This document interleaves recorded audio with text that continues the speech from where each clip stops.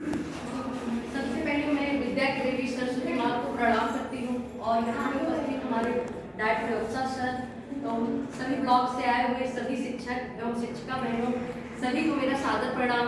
मैं सोनी तिवारी, विद्यालय कंपोजिट विद्यालय अभयपुर। बच्चों, आज मैं आप लोग को जो कहानी सुनाऊंगी वो एक शेर और जादुई दर्पण के बारे में सुनाऊंगी।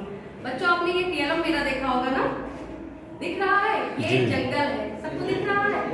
और बच्चों, आपको पता होगा जंगल का राजा कौन होता है? शेर। शेर, वेरी गुड। आज मैं आपको कहानी सुनाऊंगी।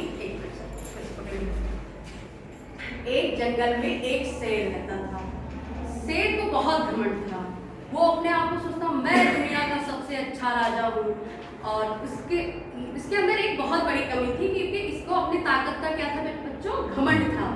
वो कहता था सारे जंगल के जानवर, जो सारे जंगल के जानवर हैं, बंदर, खरगोश, हाथी, शेर, हिरण, चीता, पंछी, सारे जानवर मुझसे डरते हैं। रोज दहाड़ कर एक कहता। उसी सामने एक दिन एक तोता बैठा हुआ था पेड़ पर।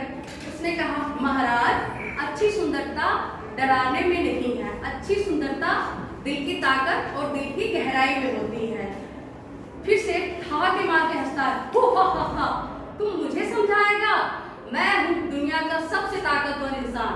फिर तोता बोलता है, महाराज, आपको अगर सच जानना है तो आप जंगल के किनारे जाइए। वहां पे आपको नदी के किनारे एक जादुई दर्पण मिलेगा। उसमें आपको पता चल जाएगा कि आप कितने ताकतवर इंसान हैं। जैसे ही शेर जंगल की तरफ बढ़ा, उसको सामने एक बंदर मिला। जैसे ही बंदर ने शेर की दहाड़ सुनी, बंदर दौड़ के पेड़ के पीछे छुप गया। कहा, अरे भागो, शेर आ रहा है। फिर कुछ आगे जैसे ही निकला, खरगोश ने शेर को देखा। खरगोश भी छुपकर भाग गया। फिर जैसे ही थोड़ा सा आगे निकला, हाथी ने शेर को देखा। हाथी ने जैसे ही शेर को देखा, तुरंत सूंड उठा के जल्दी से वो भी भाग गई। फिर आगे बढ़ा, फिर उसको हिरण मिला। ऐसे ही सारे जानवर शेर को देखकर भाग गए। फिर शेर सोचने लगा, आखिर मैं सच में अच्छा राजा हूँ, तभी तो मुझे देख के सारे जंगल के जानवर डरते हैं। फिर वो जाकर जादुई दर्पण के पास जैसे ही पहुंचा, बच्चों ये है मेरा जादुई दर्पण। दर्पण क्या होता है? शीशा।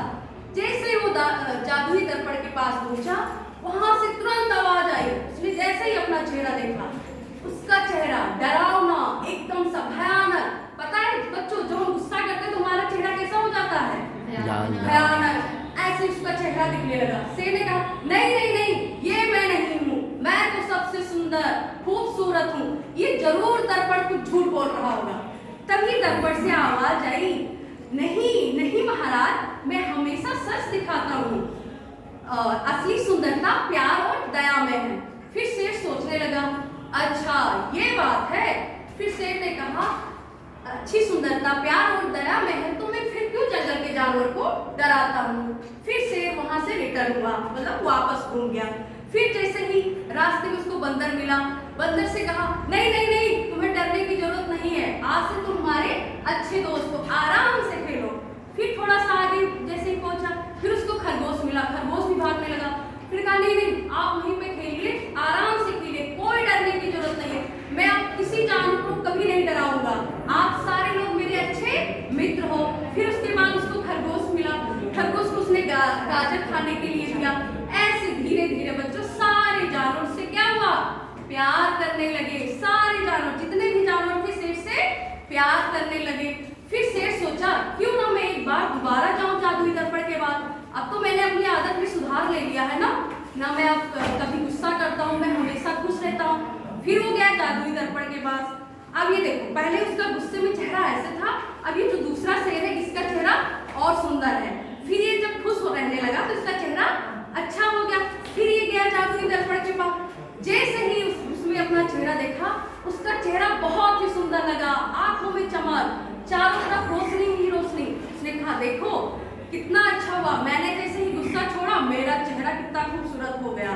तो बच्चों, इस कहानी से हमको ये सीख मिलती है कि हमारे अंदर प्यार और दया की भावना होनी चाहिए। हमें कभी किसी चीज का घमंड नहीं करना चाहिए। जैसे हम कुछ किसी भी सब्जेक्ट में अगर अच्छे हैं, मान लो हमें मैथ आ रही है तो नहीं कि मैं बहुत अच्छा इंसान हूँ, मैं बहुत मैथ जानता हूँ, ऐसा नहीं।